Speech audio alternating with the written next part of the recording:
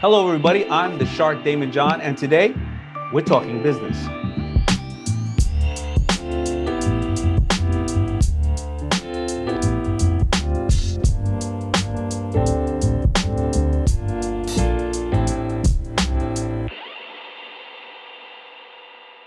Welcome. I'm Daymond John, and today I'm speaking with Summer Johnson of Zack and Zoe Sweet Bee Farm.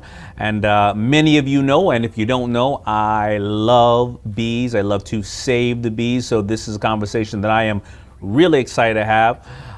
Welcome, Summer. Thanks for being here. Thanks for having me, Daymond. It's a pleasure, and I'm just honored. I'm really honored. Thank you. Well, thank you so much. Now, I want to jump right into it. Tell me about your business. Tell me about your company. Why was it founded? What exactly do you do? And let's just jump right into it. Well, there's so many facets to why we had to start this company. We were teaching our children about beekeeping. We were teaching our children about entrepreneurialism. And we had no idea that this was going to happen. We were just doing this as a hobby, something to have a good time, build community. And it just took off. We were trying to get our son Zachary's allergies alleviated. So my husband started to keep the bees in hopes that the honey would alleviate his allergies, and they actually did. So we were super grateful. And to this day, he doesn't really have allergy or asthma symptoms. So we're grateful for that. But as far as the business is concerned, we just ended up with all this honey, Daymond. We did not know what to do with all this honey that we got, 50 pounds the first year. And personally, I'm just grateful that Zach's allergies are okay.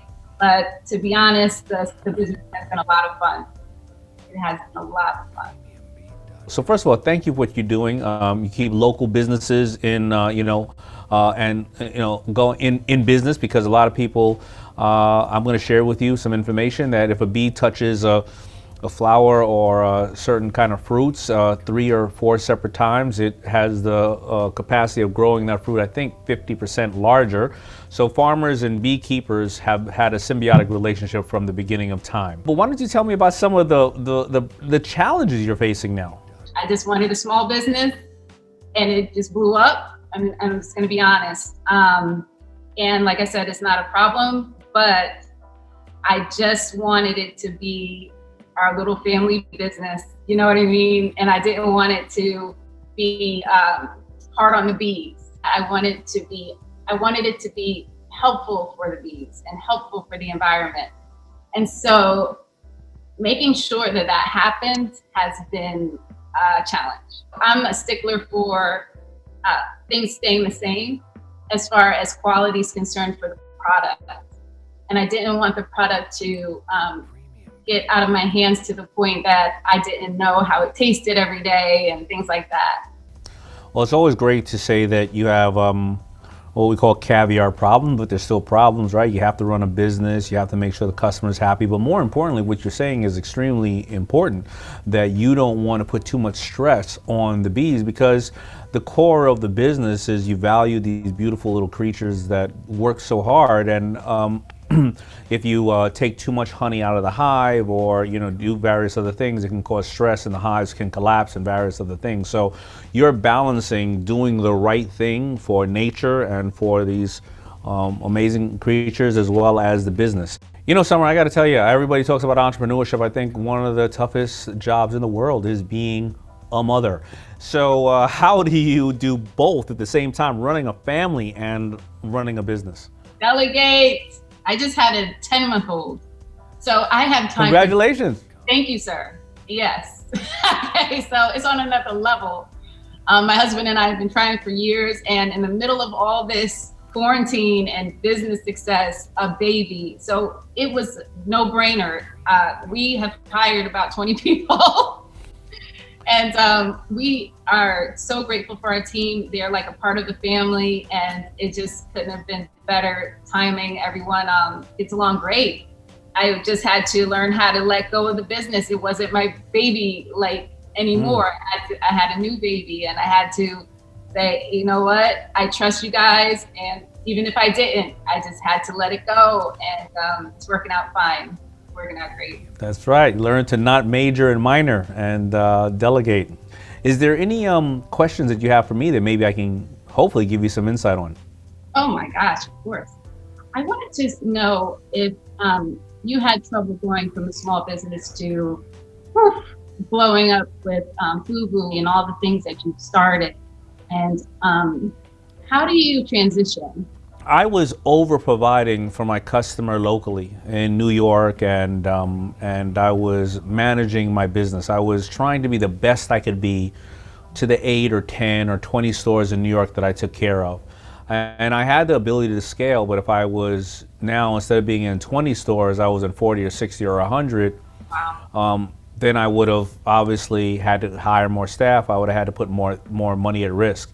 But, I realized that I needed to maximize the stores I was in.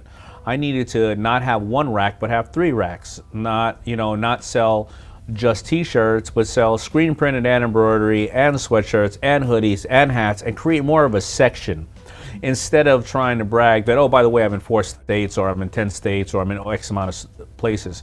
And that symbiotic relationship that I had, just like you have with the bees, is that those stores started to value me, and those stores got behind my back. And those stores started to give me all the insight that I needed, what worked for them, what didn't work for them, because they felt like they were in a partnership with me. And it's great to feel, it's great to have your customers feel like they're part of your progression and part of how you're growing, because they will root for you. And what happened then was, when I finally had the opportunity to want to grow the business, I went out to raise capital, or I went out to get strategic partners. And those partners were able to call those stores and say, how's he really doing? Okay. What's up with this guy or these guys, my partners and I? And those stores would be my biggest advocates. They would tell them why the brand works, why kids resonate with it, why this has a potential to go global, why we're outselling other people, why we care, why the messaging is right. And then, as we say on Shark Tank, we had proof of concept. And we were able to take that same proof of concept and replicate that in every state, in every country around the world. And that was how I slowly grew. So it was a journey, but just like you didn't want to, or you don't want to, stress the bees and spread yourself too thin, where people start to lose the understanding of what you are, and it seems like you're just trying to grow just for the purpose of growing, which is great. You have to sometimes have this discipline so that when you are ready to grow, if you want to grow, you may want to keep it a business at this size, I'm not sure. You're the only one who's going to want to have that answer.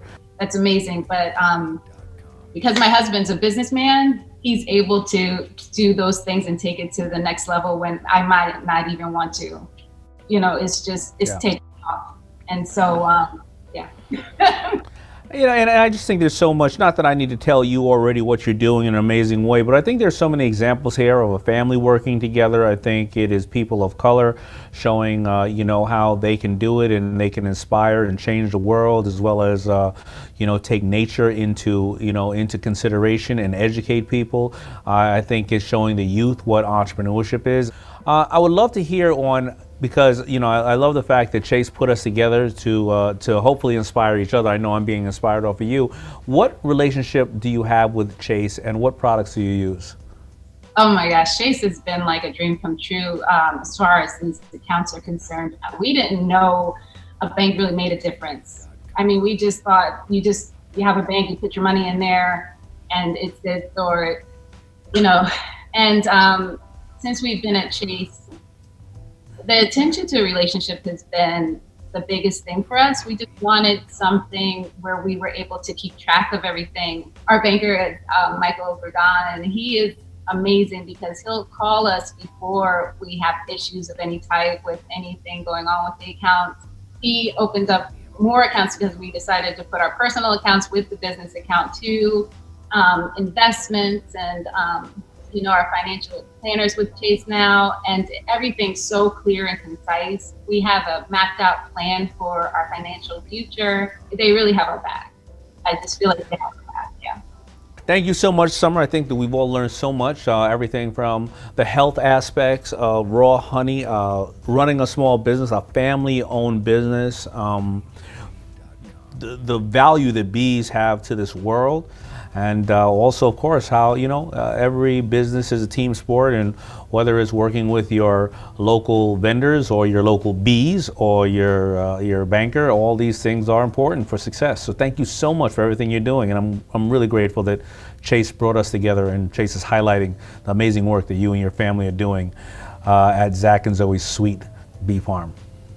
Oh, thank you so much. Listen, you're a legend in this household, and we look up to you, and this has been an honor and a pleasure. Thank you for your time. Thank you.